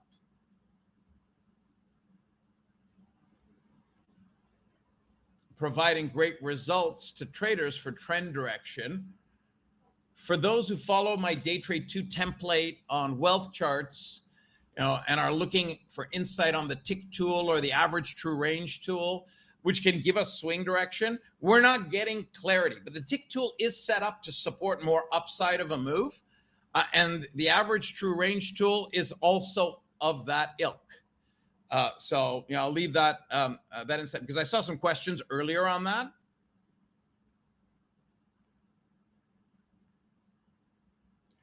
And Zero DeWiz, thank you for that nice feedback there. It was a good trade.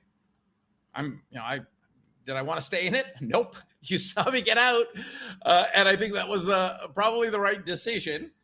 It was a nice little money maker, and then it was about let's just wait for the market to follow through if we're going to take another one.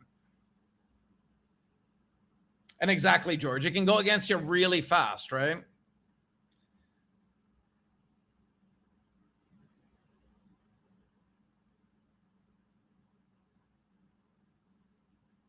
George, that's amazing on AJG. I'm happy to hear that that the insights were useful, at least when we looked at it. That's amazing. And Zero to Wiz, this when you're in a choppy market, sniping makes more sense, right? When you're in a trending market, buying the resumptions off of rising support structures makes a lot of sense. Let's see if I I'm just trying to see if the hardware issue with if it's a hardware or software issue with my little webcam over there. So just hang tight for a second. I'm gonna try to get it back on board here.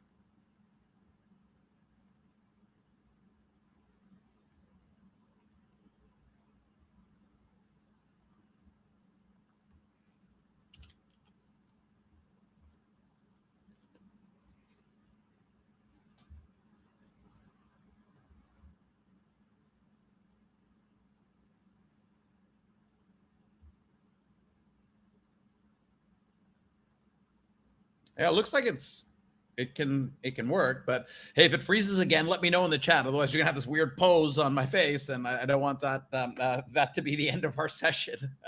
Okay, so let's go and see if the continuation here is going to happen or not. We are consolidating to try and continue a trend higher on the NQ. We are in a buy sequence on the 5-minute chart.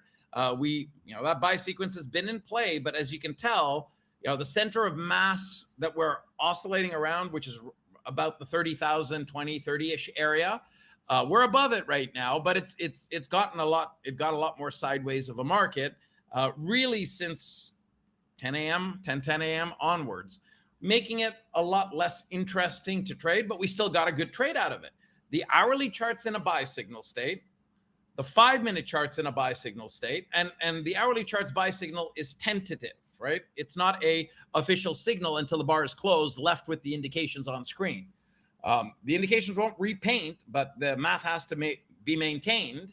We need to be above particular levels to support that indication in play. Champion trend, buy zone plaque is there. Champion cross dots there. Triple S is a confirmed signal, and we're above a resistive structure, which is about 30,000. So I like the odds of the market trying to crawl its way higher here. And to many that execute the long and stay in it, they'll be like, this is a great trading day. If I want to see the nature of day trading that I do, which really relies on momentum and relies on acceleration, I'm not seeing that.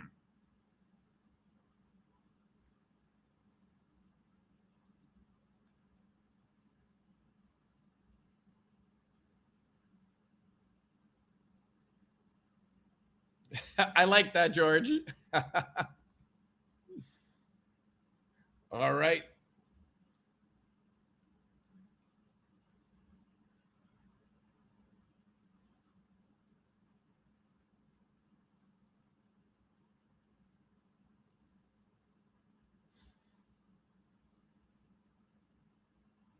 So we're in the last, 5 to 10 minutes of the time that we use in these morning sessions I do, where I do the live trading.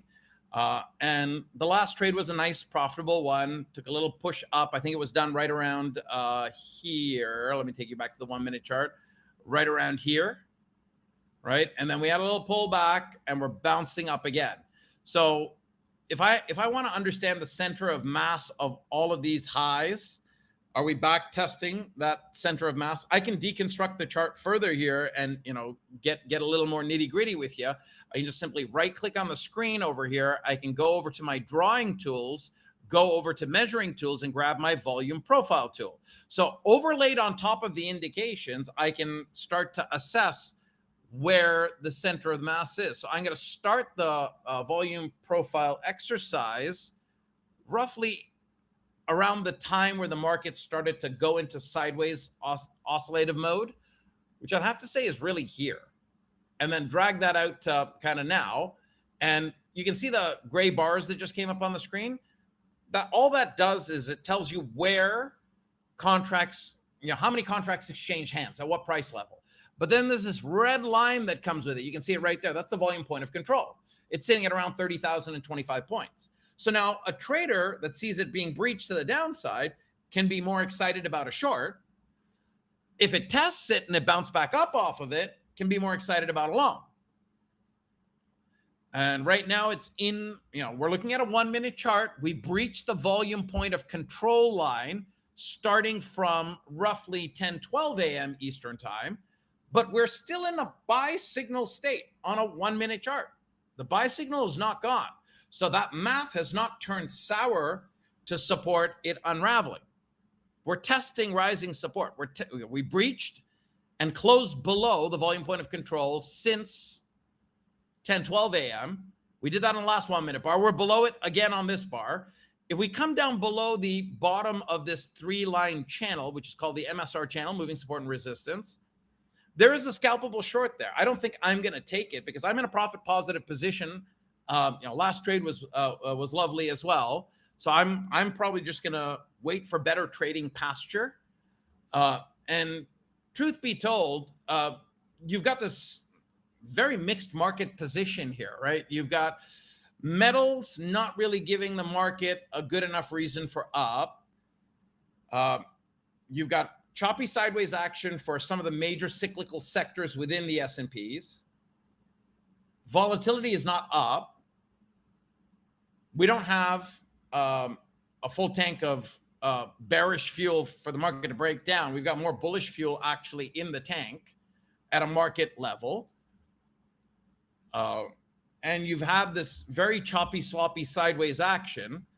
Now, let's take a step back from this and go, hey, at what point does one say this entire journey is done? This does not consolidate to continue higher, but we have to come back down. You'd want the center of mass of this process right around here to be broken. And we know that there's another major level well below there. It's about the 940 area, 950, 940 area, 29,940, 950 area, where we come down below there. You've got a very good basis to say the day is going to go sour. Confirmation is going to be below the waterline, 29,820. Kind of how we started our conversation at the beginning of the session, right? If we are going to hold this zone and we're going to consolidate and continue on higher, logically now you've got the data on screen, right? You've got the evidence of what number you need to get above in order anything on the long side to be worthwhile. And that's 30,000, about 27 points. And we're below it right now. That's the volume point of control, right? 30,000, 25 points. 25, there's going to be a radius of noise around it. But it's precisely at 30,000 and 26 and a half a point. Above there, then you've got the basis to go, okay, trade it back up to the high, wait for it to get to the high, breach it, play the breakout. But there's not enough momentum.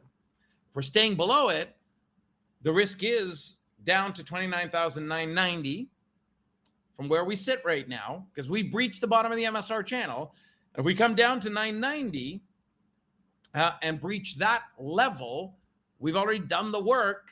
Okay, and we know that there can be risk down to 940, 950, and then down to 820. Those are the two other key areas below where price is right now. So 990 is not that far away. We're at 30,010 points. Okay, 990 gets breached. There's about a 40 to 50 point drop opportunity down to the 940, 950-ish area. And then below there, the next major level of support is sitting in the 820 area. And that's the water line for the NQ, right? That's the one that's the more challenging area overall. So I'm not going to trade the short right now.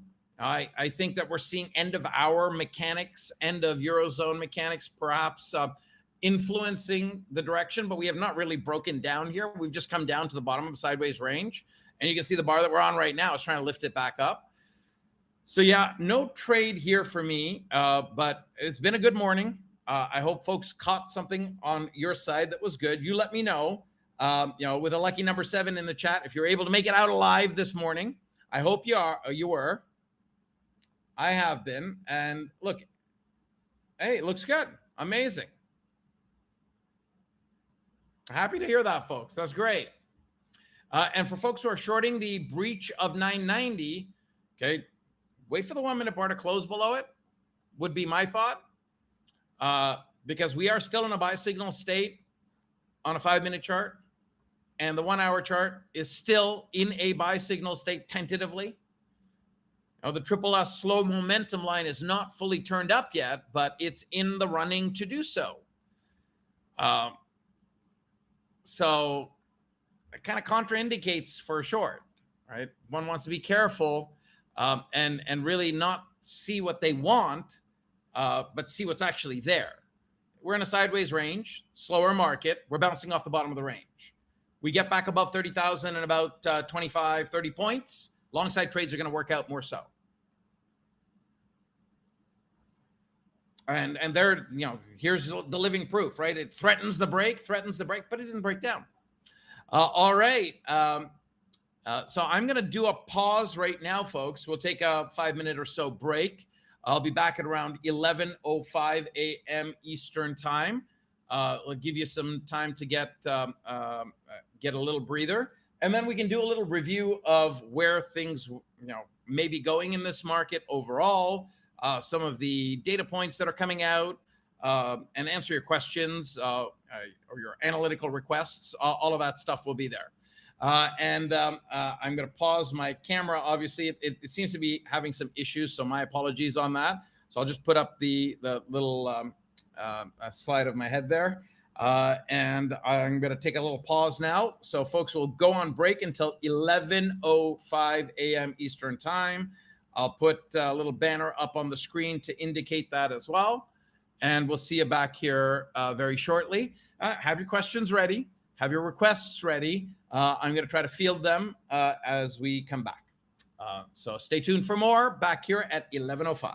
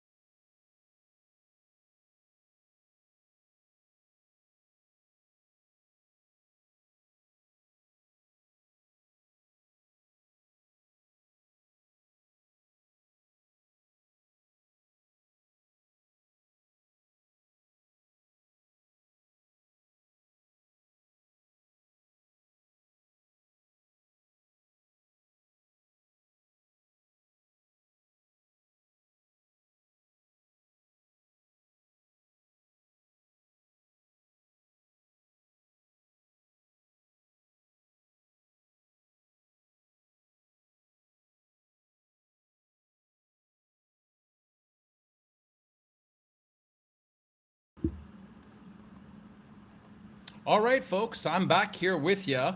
Let me know if the AV is coming in all loud and clear. Clearly, we have not missed a lot. It is the same story and nature of market that we've been dealing with for most of the morning since just shortly after 10 a.m. So we're seeing a lower high move back down below the volume point of control from when we started moving into this sideways oscillative range. Just want to make sure that everyone's got the AV coming in loud and clear. Looks good. Okay, perfect. Thank you. So you should also see the, tried to fix that little webcam issue.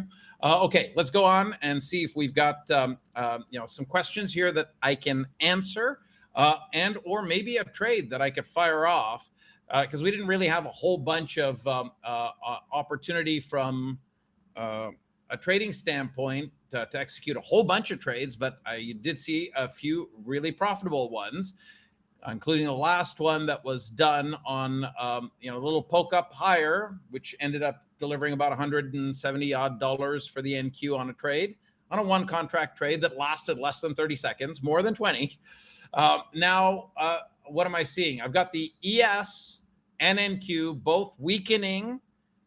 We're below the channel on the 1 minute chart for the NQ. We're above the rising channel on the ES. And you can start to imagine that, it's making lower highs, it's coming back down to the bottom of the range, it's going to break down. Well, we're in a sell signal on the NQ on a 1 minute chart basis from 1107. Okay, we've come down to the champion trend buy zone trail line. We're holding we breached it again, right? That's warnings. That's a warning. That was a warning at 1057 that there might be some trouble to the downside. And it's happened again. But it's not a straightforward, selling beget selling type day, buying beget buying type day. It's very indecisive. It's an indecisive start to the week. And one way for us to kind of consolidate our insights and put it all together is just take a look at it on a day over day basis and take a look at the daily chart. So I'm trying to do that now. I'm just going to see if I can move over to that layout and bring it up on screen for you. So we can start off by looking at the ES and we can then move over to the NQ, but I'm going to bring up the day over day picture here. So we're above the waterline. I started off the session this morning letting folks know where the key levels are that we need to hold above, then get through. We had the discussion about the inflection zone around 75.72 to 75.75. The water line, the danger line would be below 55, 75.55. We're obviously well above there, and we're above that inflection zone. So looking at it this way, even though we would be rising into the wick, from last Thursday, we are still in a location where upside is more likely to play itself out. And as far as overall directional outcome, just look at how the pivots are configured. The two pivot strategies here. There's a DeMarc, which is the blue pivot lines, and these are weekly calculations superimposed on a daily chart. And one is a Fibo. So the blue is the DeMarc, and there's the DeMarc resistance one. There's support one. When the balance DeMarc weekly pivot balance line is above the Fibo line, the Fibo balance line is the purple one. The configuration for the week using one lens, this is one lens to look through it, is positive. The stat is 2 out of 3 chances that we're going to get up to the 76, 73 area. Okay. So that's an additional insight. Let's go and just layer that with the NASDAQ and its position overall. So I'm just trying to find my NQ chart. We'll get that up in a second here. And the water line for the NQ, let me just pinch it a little bit here. So it's a little bit more similar to look at as we just did with the ES. We're above the water line, 29,820. We've gotten above the bottom lip of the center or balance of the weekly pivots.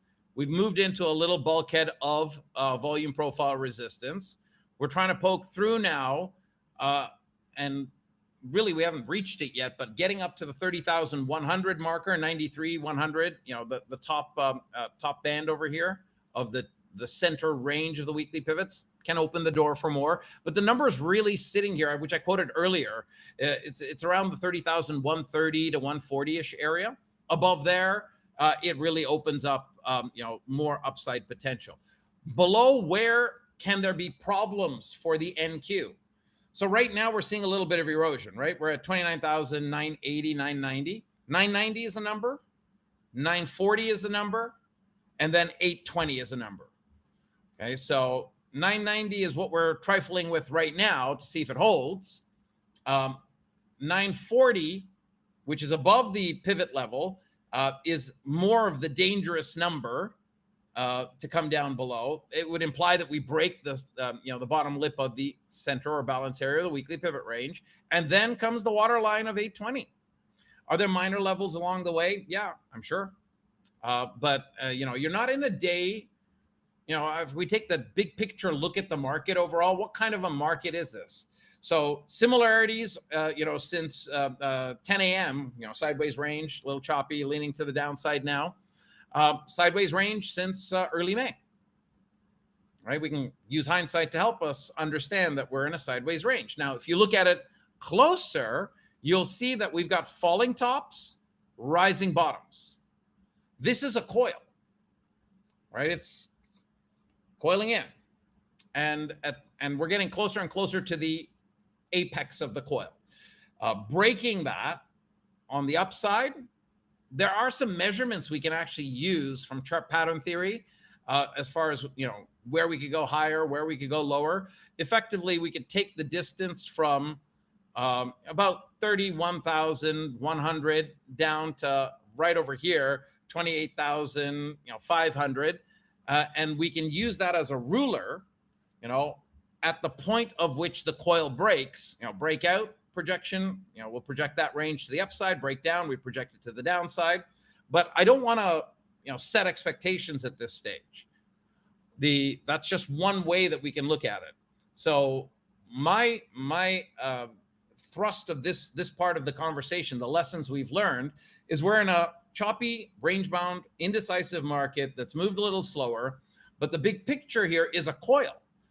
And the closer we get to the apex of that coil, the more we can see whippiness in the action, and at some point it'll speed up and break out or break down.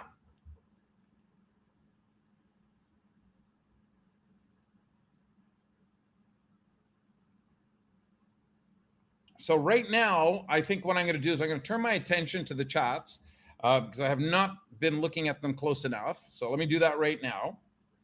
And AJ, that's right. 29,935 is an area of support, right? That is, so below 990, it is the 930s, 940s.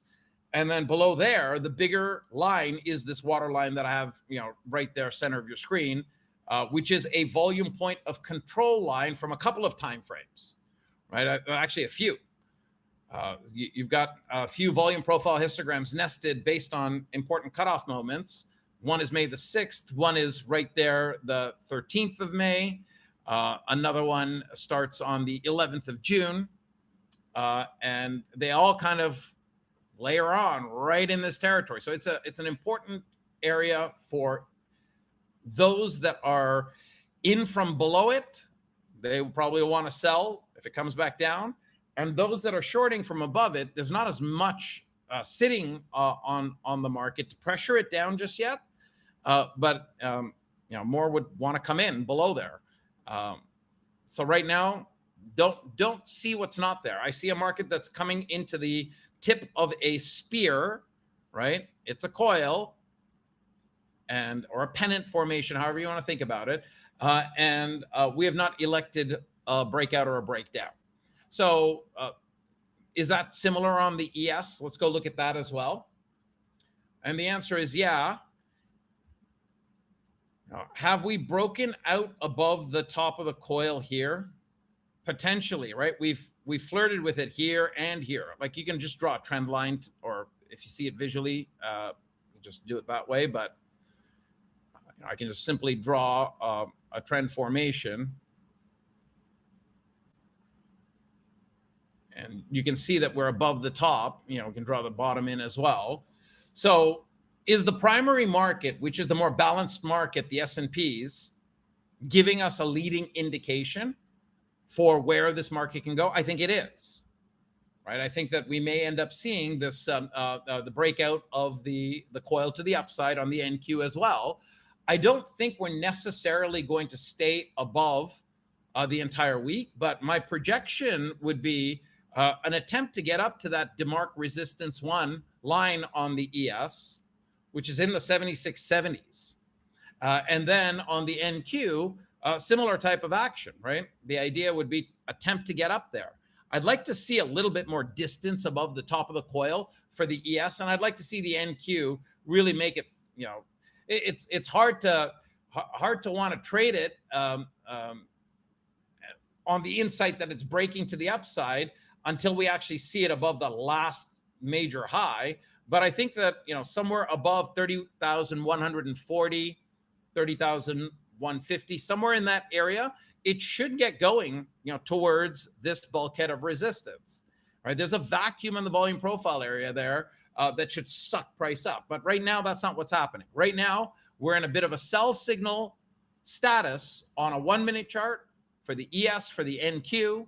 I don't think I have any real major requests for analytics on any individual symbols. So I'm just looking at the chat right now.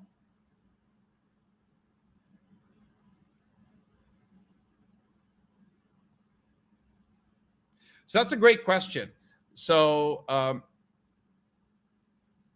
Sayan, I think that's your handle, and you ask a great question, right? Which is, do you only take A+ grade trades? If you have to take B grade trades, what are the considerations? So I'll work with what the market gives me, and I'm somewhat kicking myself that I didn't try to short this a little while back, but I'm not seeing great momentum.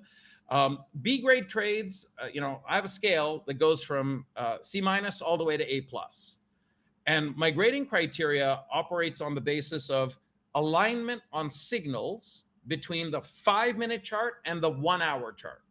If the on-chart signals are both aligned, they might be in a different stage of their sequence, but if they're both aligned on the buy side between the 5-minute and the 1-hour, immediately I'm out of C grade trading. I'm somewhere between B- and A+.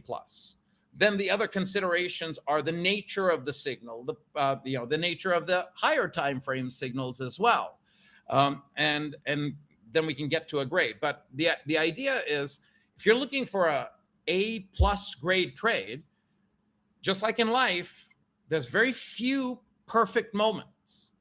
Right? We have to work with the plethora of imperfect moments that we have available, and kind of pick the cleanest shirt that's in the dirty laundry hamper. Right? We got to find something that we can work with. So the way that I operate at the end of the day, the way that I operate is, hey, of the majority of instances of setups, which are the majority are imperfect. Okay, which one is the most tolerable, highest probability, gets me closer to a B+ or A- or even an A grade trade? A+ are rare. Everything all the stars have to be aligned, and there has to be fuel in the tank to keep going. Right, that's the hard part, because you can get all the signals aligned, and then you're exhausted at a high, and you're looking for a continuation long, but there's no fuel left in the tank. So there we go. And Ray, the volume profile indicator is really easy to find. Just right click on the screen, go to drawing tools, go to measuring tools, and then you can select it right there, volume profile. Right, so it's a drawing tool, right? You're actually measuring the number of contracts that exchanged hands, in a range of price, right? That's the volume profile, and you can drag it out more into the future, so you don't have to keep messing around with it. But we're well below the VPOC of that. We've broken down below the sideways range. We've come back up to test it from underneath, and the rejection over here can open the door for a short. And I'm considering just, entering in a short and riding it into the end of the time here that we have together. But as we have seen, it's been one of these markets where even though the breakdown has happened over here and we're trying to back test the underbelly of the sideways range that we were in from 1010 onwards, I want to give the bigger picture insight the benefit of the doubt. We're in a coil that likely is going to break to the upside, and that's why I'm not gonna hit the short button. And right now you can see it's being overturned potentially as we speak. But I hope that Cyan, that helped add a little bit more. The adjustments I would make on lower grade trades is duration, size, and leash. So smaller duration, smaller size and number of contracts, or switch from a mini to a micro, and then leash. You see me doing the trades in a very discretionary, directional manner. I don't even have the stop program, and I can say having stops is a very valuable thing because it can avoid disaster. So in lower grade trades, the stop is a little tighter. The leash is a little shorter. That's the way that I would approach it. And look, it might reject over here, AJ. It might reject, and there might be a nice little short. If I wanted to short this, I'd be looking at this pattern, this U-shaped pattern coming up underneath price, and actually you can put volume profile on it, and have another volume profile histogram to measure out where's the center of mass of this turn. Because if it comes, we know it's hitting the underbelly of it, and if it comes back down through the center of mass of this turn, it becomes a cleaner short. But you may end up being right. It might not, come back down. But knowing where is useful. It's half the battle, actually. So volume profile, I'm going to start that from here, roughly here, where we broke down. Okay. And I'm going to just bring it out into the future here. And you can see that the volume point of control that emerges here is sitting at 29,975, and we're above it, right? And as you were saying, AJ, it might not reject. It might just crawl right back into the range, which it may be doing right now. But if it does come back down below 29,970-ish, give or take 5-10 points around, around there. If it does come down below there, we've now got that as a clear location that says, okay, I could short it down to at least the lows here, if not lower. Notice that it came down to about the 940 area. Remember, below 940, I said there's a lot more risk to come down to 820. It literally pivoted at 940 and back up. We've come into the bottom half of the range that we were in from earlier this morning. And that's the way that this wants to play itself out. So be it. I don't think I want to take a piece of this on the long side above 30,000 and 25, 30 points. I'd be more interested in playing long. Below 975, I'd be more interested in playing short. So that's the basic insights that I can come at this. Okay. And Frank, what are you asking? You're saying, what time and date did I start the volume profile? So I'm looking at a 1 minute chart, Frank, and I'm just doing this for the morning. If you're looking at the daily charts, if you're asking from that, I can go back and pull that up. You let me know. But this one, I started it right here, right? 10:12 a.m. Effectively wanting to know where center of mass is of the sideways range, which we're poking through now. And AJ, you're spot on, right? Up we've gone, right?